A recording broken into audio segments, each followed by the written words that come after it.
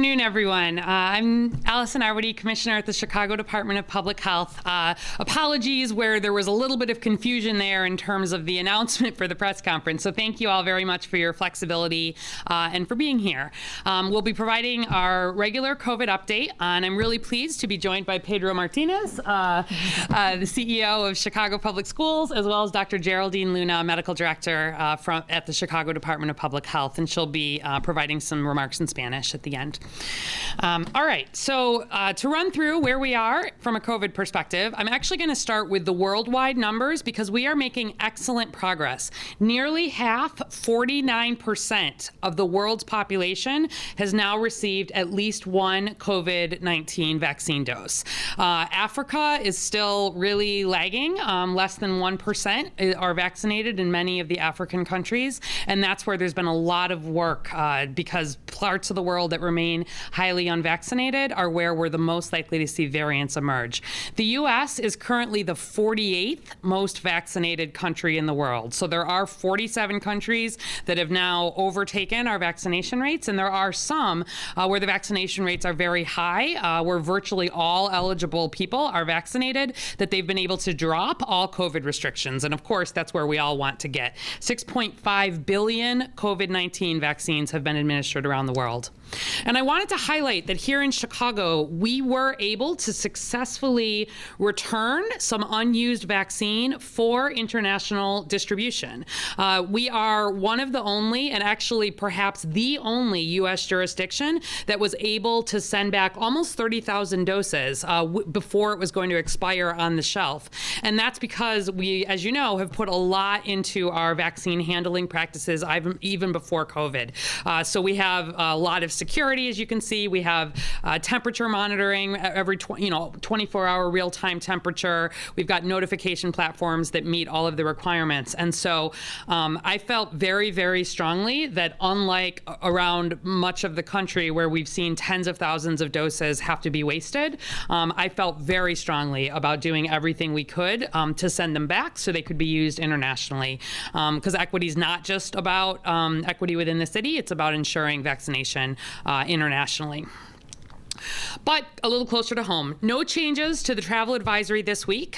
We remain at 47 states and 3 territories. In orange is really where the recommendation is against traveling for those who are unvaccinated. For those who are unvaccinated and travel to the orange states, there's the recommendation for the quarantine and testing. But there are as many as 6 states and territories that could come off the advisory next week if they continue to see improvement. That's Alabama, Washington, D.C., Florida, Hawaii, Massachusetts, and the U.S. Virgin Islands. So indicative of the fact that we are seeing improvements.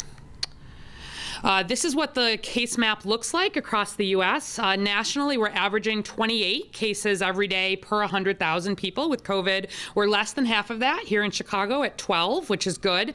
Unfortunately, you can see in the north, Minnesota and Michigan are still very much seeing increases in their case rates. Wisconsin has not seen a lot of decrease yet. And although I'm quite pleased with where we are still in Chicago, we are watching quite closely some of those northern neighbors. Our hospitalizations also, we're averaging 10 COVID patients per 100,000 people in Chicago, half the rate of what we're seeing nationally, continuing to have good capacity there. Wanted to let everybody know, still Delta ruling the day. More than 99% of all of the COVID diagnoses that are being made in Chicago, in Illinois, and around the United States are the Delta variant. That is good news because it doesn't mean that we've seen a new variant emerging that is out-competing that Delta variant, and the vaccines continue to perform well against it. In terms of where we are, we're currently averaging 317 cases every day here in Chicago, which puts us in the substantial transmission risk. Our test positivity is at 2.0%, the lowest it's been since the summer, and we have plenty of capacity in both our hospitals and ICU beds. We are still in that substantial transmission category, which will be in where we have between 200 and 399 cases a day. Back in November, we had more than 3,300 cases a day. So it's good to be at 10% of that, but we still have a little further to go to get down to that moderate transmission category, be able to start taking off masks, things like that. And our test positivity also looking really good. Our testing numbers are great, the best they've been throughout this whole COVID pandemic. Our highest COVID case rates in Chicago are still in people in their 30s. We have not seen, importantly, an increase in child cases in 0 to 17-year-olds since most of the schools came back August 30. So this chart is showing you by age the number of cases that have been diagnosed. That blue is 0 to 17-year-olds from the end of August on the left up until the current number. So this is what we expected to see, that as schools all across Chicago were coming back into session, we would not see big increases in child cases, and that's been very reassuring. Also, our 7-day average for Chicago children getting newly hospitalized with COVID right now is 0, which is great. It's been under 1 for a while now, but we are really in good control of COVID, even among children, despite having all of our school systems fully open, and we're pleased about that. I show you these graphs every week just to remind you that the biggest risk factor of all is not being vaccinated when you are eligible. So the red lines here always show us cases in unvaccinated Chicagoans, and the blue in fully vaccinated Chicagoans. Even if we limit it to the Delta surge, unvaccinated Chicagoans more than twice as likely as vaccinated Chicagoans to be diagnosed with COVID-19. And I'm getting, I do these Facebook Lives frequently, and there's a lot of people who are saying, I don't think the vaccine works. I think I can still spread it.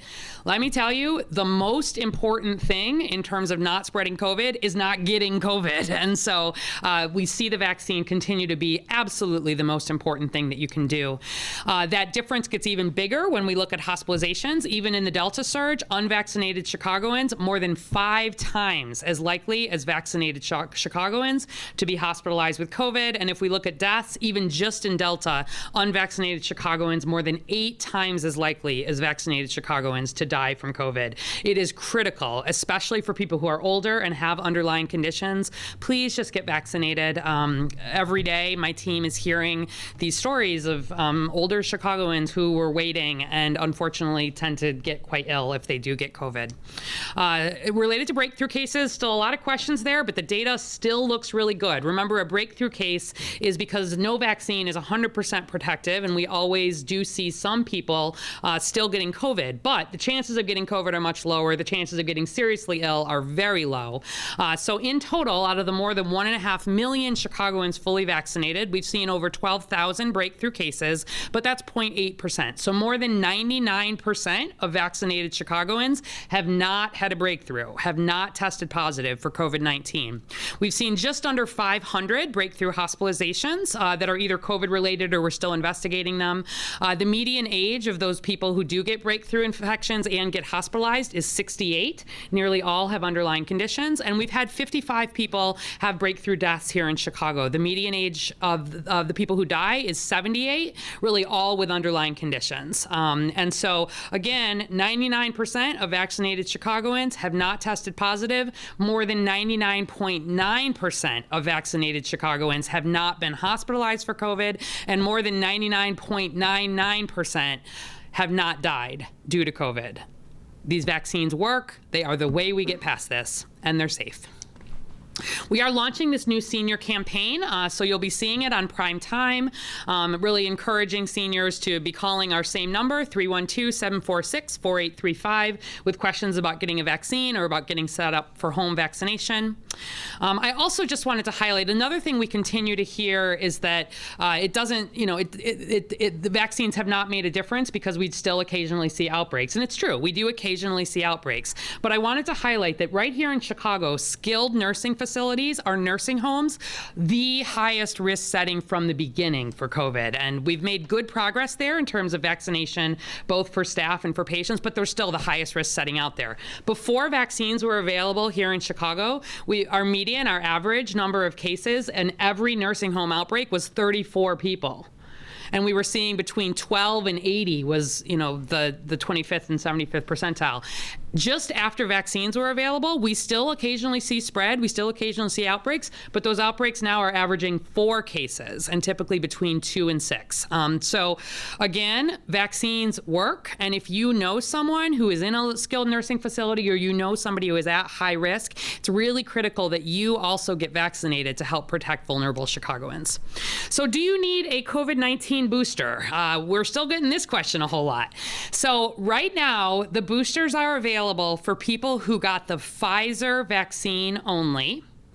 That booster is for 6 months after your second dose of Pfizer. And you absolutely should get that Pfizer booster if you are over 65, if you're over 18 living in a long-term facility, or if you're over 50 and you have an underlying medical condition. You also may get that Pfizer booster if you're younger, if you're 18 and over and have an underlying medical condition or have the potential for higher risk of COVID at your job. We've not seen as much booster uptake as we have capacity for. There is a lot of availability of Pfizer booster doses right here in Chicago. We've had more than 30,000 Chicagoans get their Pfizer boosters since that they became available September 24th. Most have been at pharmacies. These are free. You do not have to get them at the same place that you got your initial Pfizer booster. It's all, your initial Pfizer series. It's all in the computer, and we encourage you to ask your doctor, go to a pharmacy. You don't need an appointment, but we still have a long way to go because although 30,000 Chicagoans have gotten Pfizer boosters, most seniors, and remember, everybody over the age of 65 who got that Pfizer booster 6 months ago, we are recommending that booster because that's who we're seeing breakthroughs in when we do see them, hospitalizations, deaths, et cetera. And so as of last week, we had almost 100,000 Chicago seniors eligible to get a booster dose of Pfizer, and only about 15,000 that had gotten the booster. So we estimate 84% of eligible Chicago seniors over the age of 65 have not yet gotten that Pfizer booster. So if you are over 65 or you're over 50 with an underlying condition and you got Pfizer and it was 6 months ago, now's the time, please, before we potentially see an increase as we move into colder weather.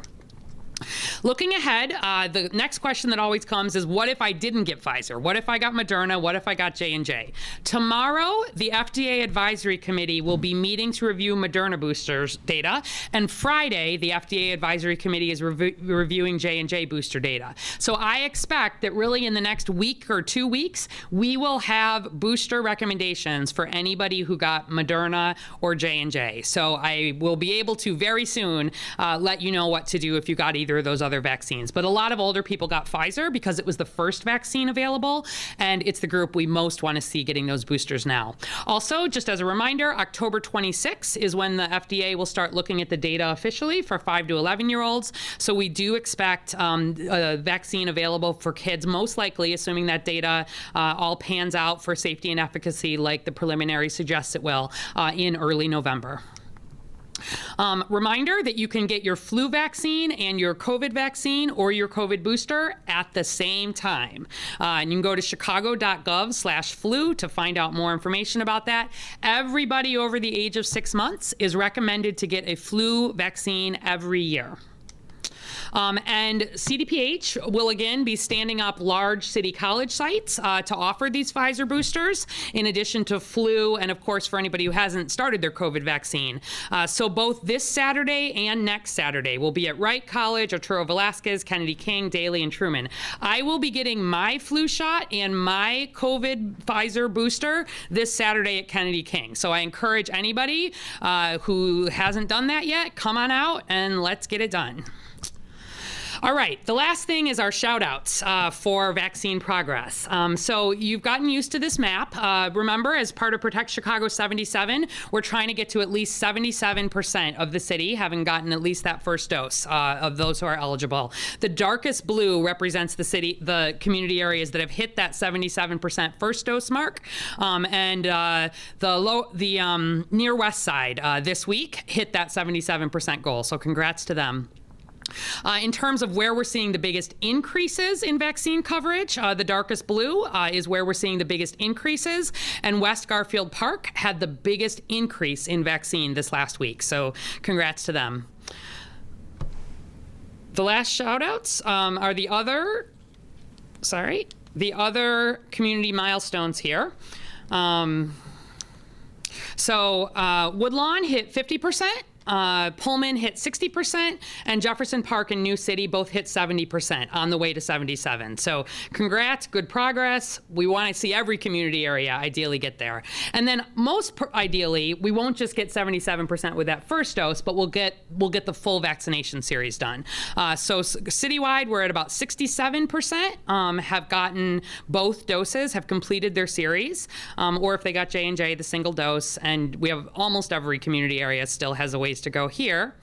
But I am happy to say then that 2 out of 3 of eligible Chicagoans have now completed their COVID-19 vaccine series. So congrats to everybody on that landmark.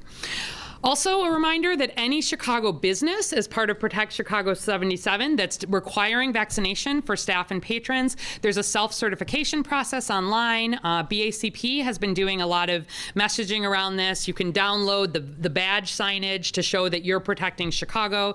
Go to chi.gov/77pledge or through the Business Affairs and Consumer Protection for that. And please, if you're seeing businesses that are sharing that information, let's support those businesses.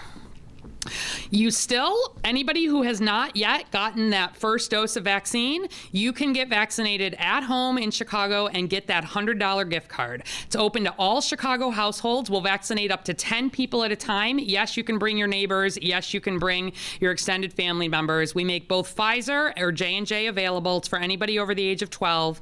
And right now we've got appointments available Monday through Friday, 8 a.m. to 6:30 p.m.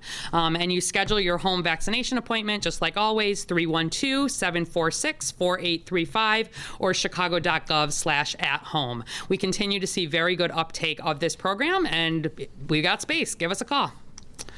Finally, Halloween is coming, and we've already been getting questions about it. And so before I hand it over to CPS, this is a very kid-focused announcement. So it's important to remember that COVID-19 is still that biggest goblin that we face. So to learn how you can be safe and celebrate Halloweek here in Chicago, check out chicagohalloweek.com. And just to hit the highlights very quickly, masks are recommended for unvaccinated children who are trick-or-treating outdoors this year if you can't social distance. Keep on the move while you're trick-or-treating. Keep that candy crew small. Eat your candy at home after washing or sanitizing your hands. If you're going to be handing out candy, please do wear a mask because you're going to be interacting with children. Socially distance where you can. Leave that light on or hang out a Halloween sign to let people know that you are participating in safer trick-or-treating.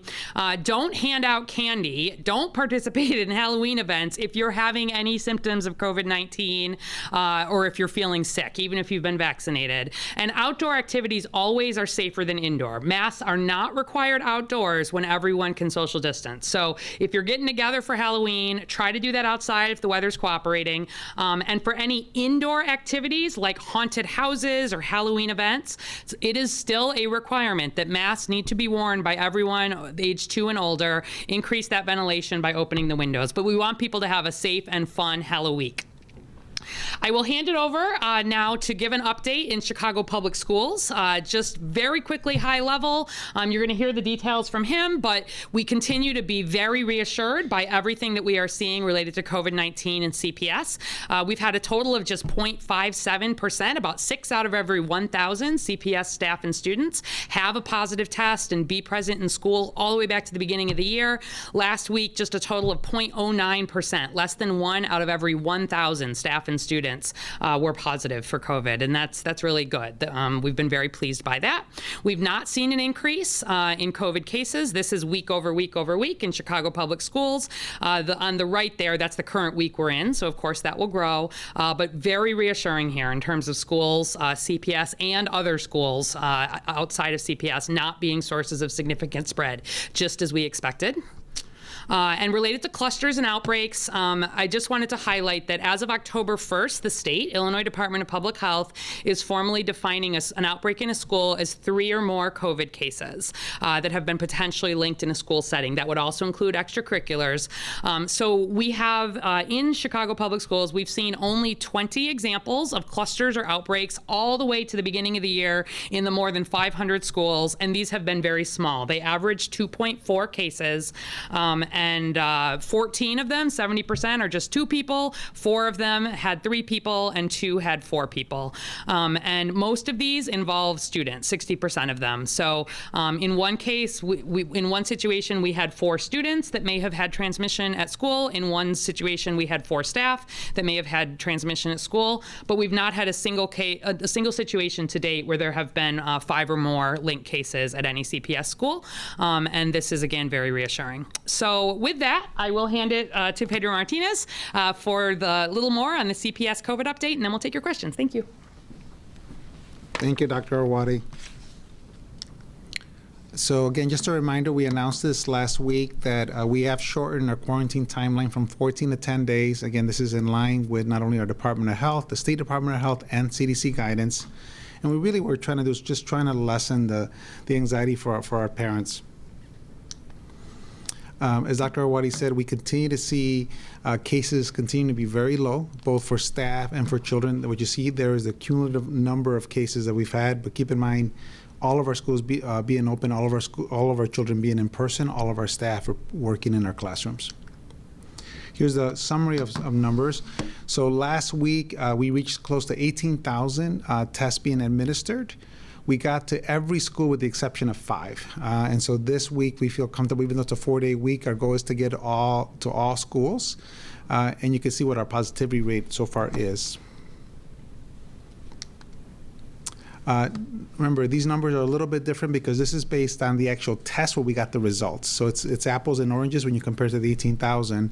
The 18,000 is actual tests being administered, but really what this graph shows is the ramp up. So how quickly we're ramping up. So you can see where we were at just a few weeks ago. We got over 6,000, over 14,000. And so again, you can see how quickly this ramp up will continue. And then again, you can see now, again, we're almost at all schools. We're at just 5 schools that we didn't get a chance for different scheduling reasons last week. This week, our goal is to get to all 512 schools. This is how many students that we have right now registered for testing. And so when we look ahead, we're expecting that by the end of the month, we will be having a capacity of about 40,000 COVID tests every single week. So what we're going to be doing is shifting starting next week to actually prioritize our students and unvaccinated staff. And I'll give you a little bit of a status on where we're at in terms of our vaccines with staff. So by doing that, we'll have 2 things will happen. One is, first of all, always we want to prioritize our students. But second of all, we'll have the capacity by the end of the month where I want to be much more proactive on how we're quarantining children. Right now, frankly, we're still taking many of our classrooms and making them remote for the full classroom, even after 1 or 2 cases. And that's what I want to start. I want to start being a little more strategic with that. By the end of the month, we'll have the capacity, if we're prioritizing students and unvaccinated staff, to be able to do that. Our contact tracing continues to be very strong. You can see we're closing over 90% of our cases within 48 hours. We're starting every single case almost immediately as soon as we get information about a case within 24 hours, almost 100%. And then this is just, so this is the numbers that I'm looking at now.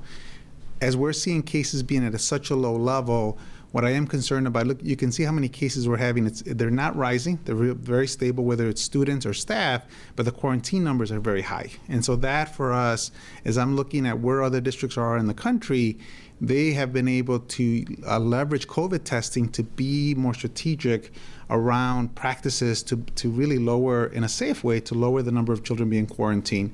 And so that's something that I'm going to work with our Dr. Arwady and her team, our health professional staff, because at the end of the month, we'll have that kind of capacity. And again, you can see again, numbers continue to be just very low. Update on staff vaccination. So as of yesterday, we hit over 85%. We are still seeing vaccination cards coming in every single day. We are seeing actually individuals that might be on their first shot. And so one of the things we're going to be doing is, as we look at any individuals that are not fully vaccinated, by Friday, we are going to, because we will have COVID testing at every single school, we are going to ask that every one of those staff members, including even our partners, our vendors, to have their staff being tested every week. And so for our staff, it'll be convenient because, again, they can get tested at their site and we'll be at every site.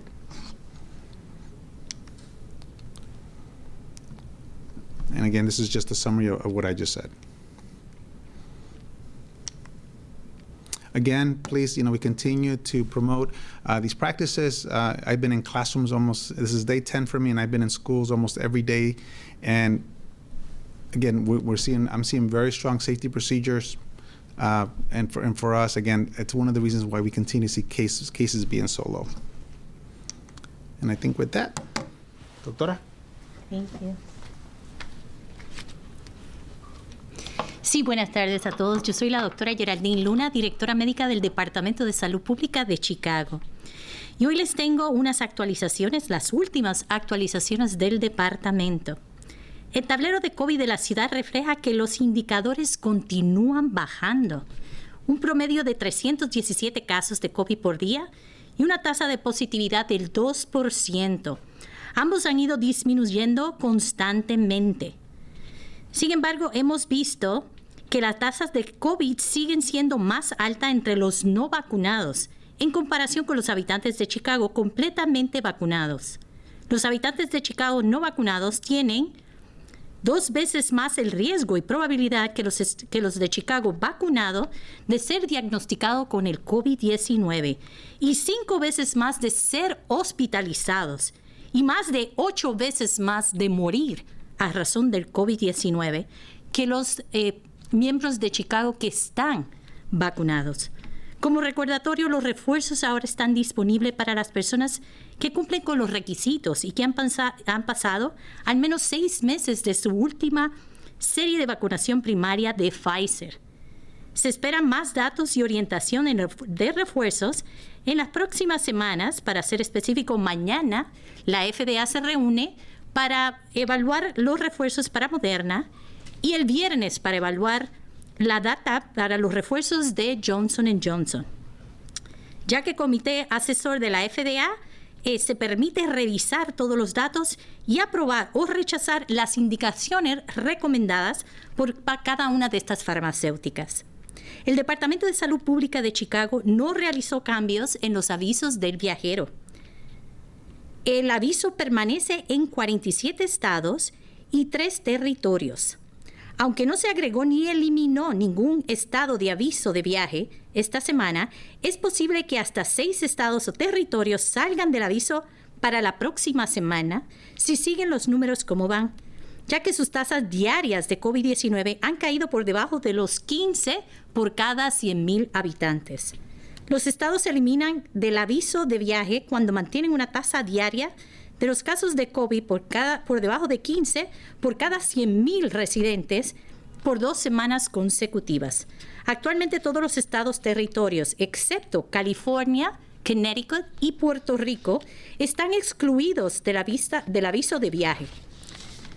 Los estados o territorios que podrían salir del aviso de viaje la próxima semana incluyen Alabama, el Distrito de Columbia, Florida, Hawái, Massachusetts y las Islas Vírgenes. El Departamento de Salud Pública desea recordar a los viajeros no vacunados, según el aviso, que deben someterse a una prueba de COVID antes y después del viaje y deben ponerse en cuarentena de 10 días al llegar a Chicago. Como mencionó el director ejecutivo de la CPS o el Departamento de Instrucción Pública, Pedro Martinez, la llamada semanal con los directores de escuela están menos preocupados gracias a procedimientos de seguridad y más preocupados por el impacto de la cuarentena prolongada en el aprendizaje y comportamiento de los estudiantes.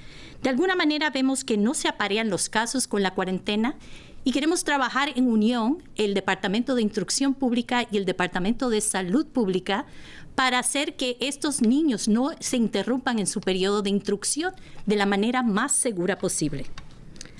Hay un total de 67 casos en el personal y las escuelas, 236 entre otros estudiantes. Hay variaciones de un día a otro, pero la semana para una semana a otra, las cosas son bastante consistentes y bajo el número de preocupación. Así que se ha probado que la instrucción en persona es segura y la manera de proceder para garantizar el aprendizaje y el crecimiento social y los estímulos necesarios para nuestros niños.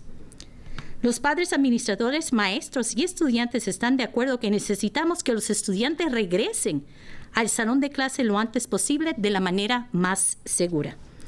A partir del 1 de octubre, el Departamento de Instrucción Pública comenzó a ofrecer pruebas de COVID-19 semanales en todas las escuelas administradas por distrito. Hemos aumentado drásticamente la cantidad de escuelas en las que hay pruebas disponibles. Hace 6 semanas estábamos en 2 escuelas. La semana pasada estuvimos en 515 escuelas donde se administraron alrededor de 18,000 pruebas de COVID-19. De las pruebas que se completaron la semana pasada, hubo una tasa de positividad de pruebas de 0.32%, que es muy baja. Estamos aumentando constantemente la cantidad de pruebas que se administran en cada semana. Tenemos que llegar a una meta por lo menos de 40,000 pruebas administradas por semanas antes del fin de mes. Visite el cps.edu/COVID para registrarse para las pruebas y ver el calendario de pruebas. Actualmente estamos en baja transmisión, por lo que no hay una necesidad urgente de evaluar a todos los estudiantes.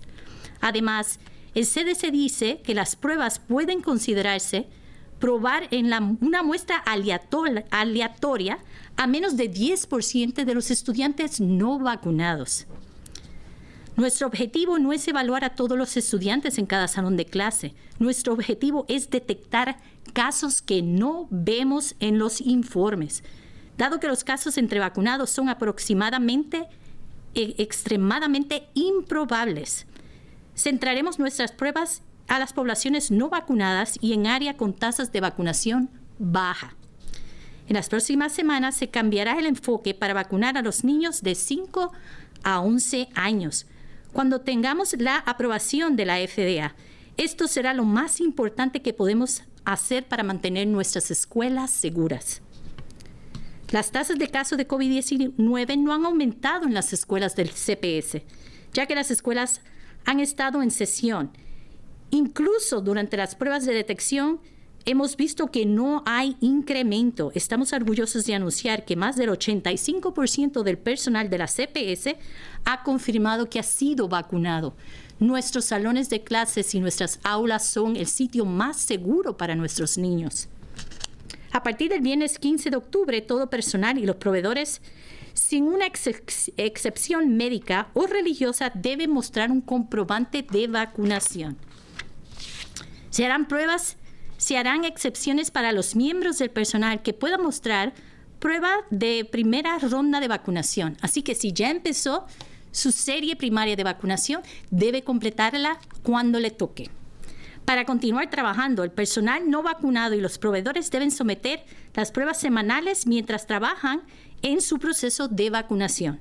Estamos logrando un proceso significativo y esperamos sinceramente que todos los miembros del personal y proveedores se vacunen para proteger a nuestros niños. Es el llamado a la seguridad pública en nuestras escuelas. Y ahora los dejo con la doctora Arwady y el CEO Martinez. Questions? Yeah, hi. My name is Adriana Cardona. I'm with WBEC. Thank you. Can you please tell us concretely if CPS employees who do not have exemptions and who do not show proof of vaccination status are going to be able to go to work on Monday, October the 18th? Are they going to be barred from work? Or are they going to be given the option of getting tested weekly and staying alone? Yeah, so employees will not be barred from coming from work Monday after the October 15th deadline.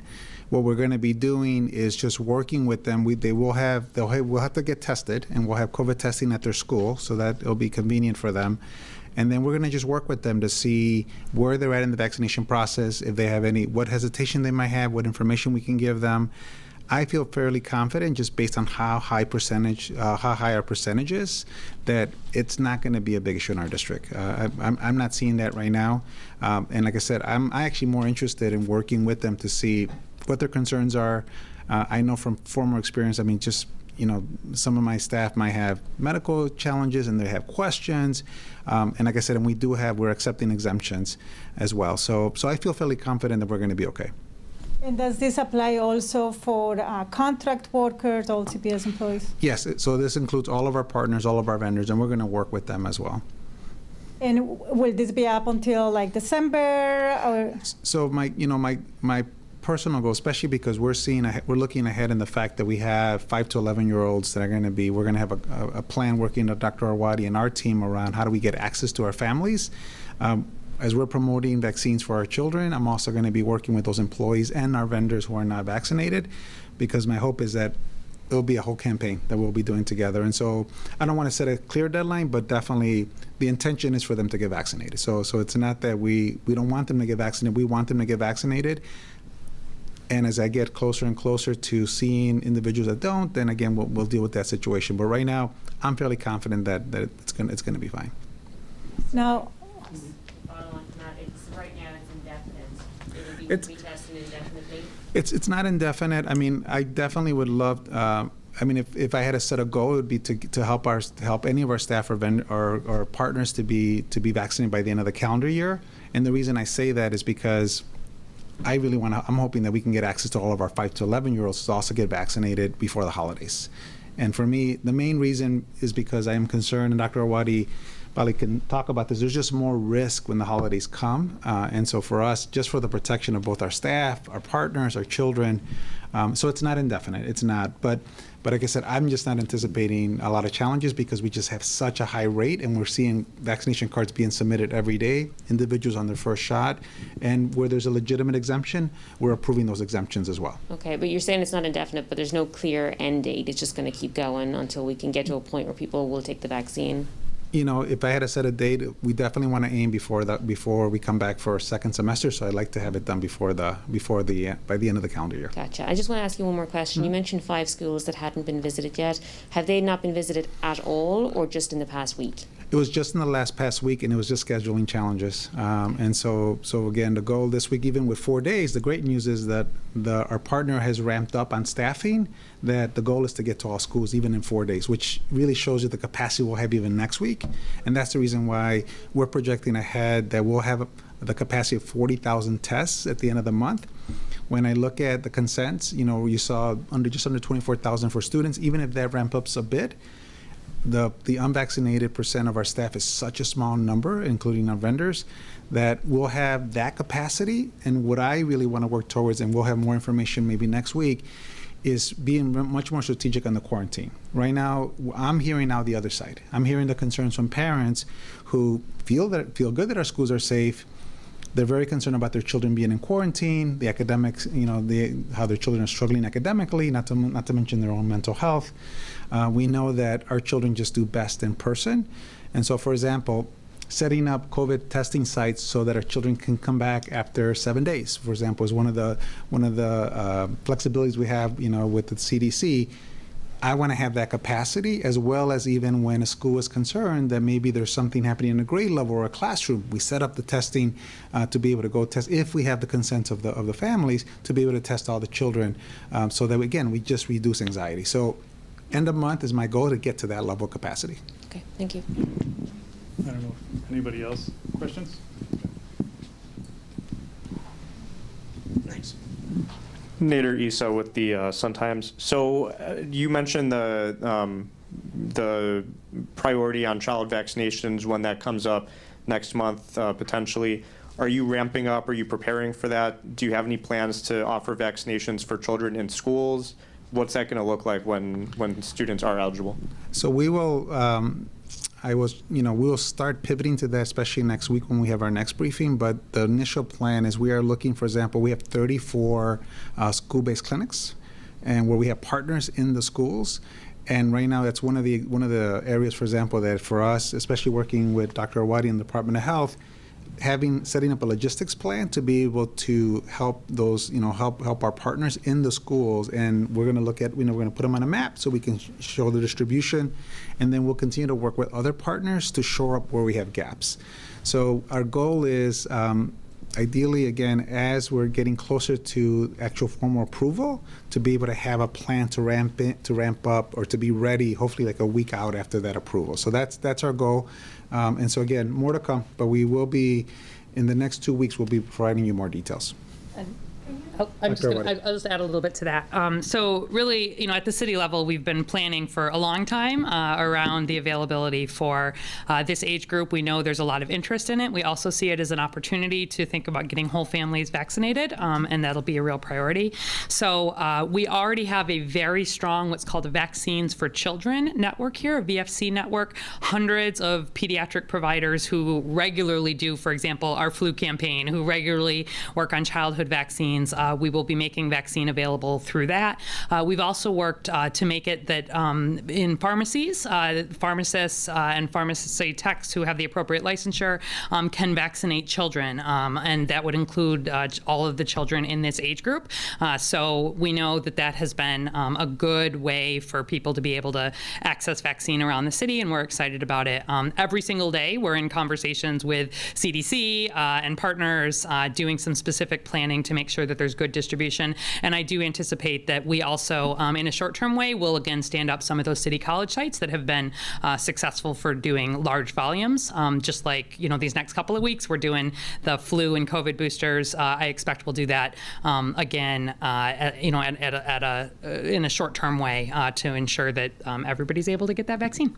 As that's getting closer for the 5 to 11 group, do you have any goals? Do you have any targets that you're going to be setting for how quickly you want to get those kids vaccinated? Yeah, so I think what I expect is right at the beginning, we will probably see a whole lot of interest those very first few days. It's a little challenging because I don't know that we're going to know, I can't tell you for sure what day, right? So we're trying to kind of plan for a few different contingencies. Always, we have to wait for the FDA and then the CDC to have that full guidance. And I want to make sure that we have all of the safety data to present to parents, to have them understand that this is a lower dose than is likely going to be a lower dose than what has been available for the older kids, and why. We are already doing some of this very specific logistics planning around it. And we know, for example, that this vaccine does not need to be stored at the ultra cold. There's been advances there, that it will be available in trays that are smaller, which makes it easier for us to get it into more settings.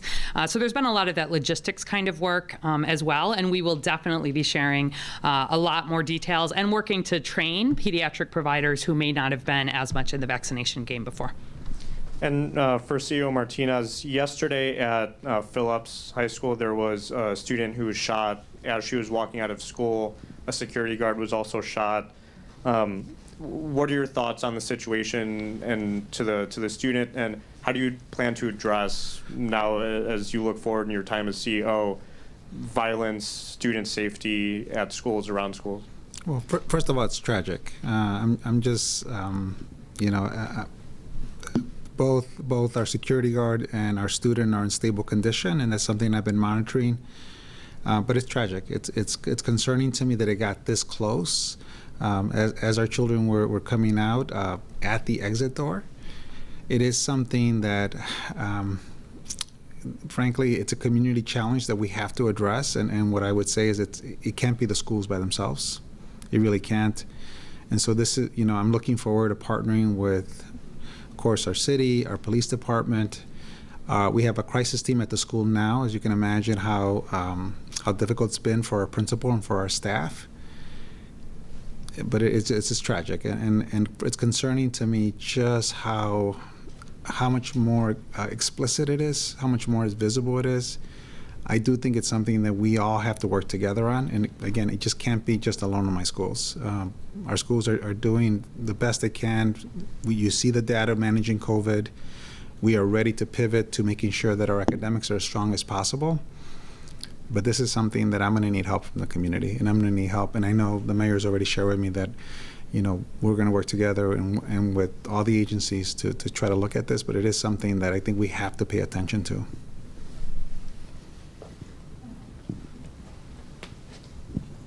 I have a question for Mr. Martinez and then Dr. Arwady. Can you give us another update on where you are in the hiring of the 800 plus tutors? I've been in some classrooms out there, and some teachers are telling me that they are definitely in need of that extra support in the classroom as they're trying to figure out, as they're seeing how some students are actually pretty, far behind, and they're trying to bring everyone up to speed while keeping others, at grade level. Yeah. So we continue to ramp up, but I'll tell you, and to your point, I think the focus was so much on COVID and so much on just dealing with, just all the different challenges of just, I'll say there's sometimes misinformation about what's happening in our schools. Where our teachers are at, where our parents are at, is now in academics. And so that's why I've been working so hard just to take care of these short-term issues on COVID. But now my attention is making sure that our schools have the right staffing. So we're in the process definitely of ramping up tutoring. I am looking at what programs the schools need, whether it's after-school programs or Saturday programs. So that's actually conversations I'm having with principals. We meet with them virtually every week. And I'll share with you, that's where the conversation is shifting now. It's shifting now to academics. So that's going to be my next focus, and I'll provide you more updates in the next weeks to come. But that's literally where our parents are at as well.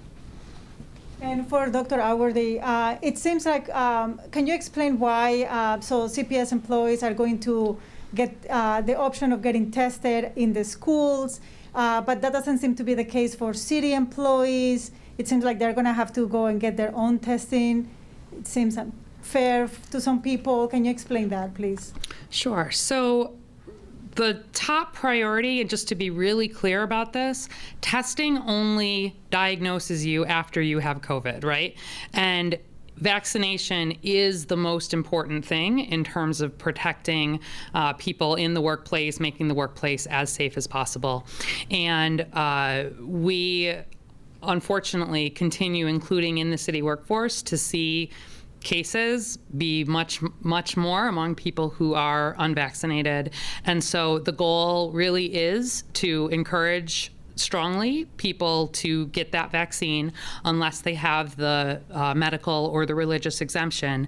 And whereas schools still have a lot of young children who are around and don't have that capacity to be vaccinated yet, and that's part of why the testing program is widely in place there. Really, in City of Chicago sites where employees are working, people are adults and they're eligible for vaccination. And similar with what is being done in many cities around the country, if people choose not to get vaccinated and part of helping to keep them safe is having them get that testing, but it will be on their own time, and we think that is the most appropriate course of action. Any other questions? All right, thanks everybody.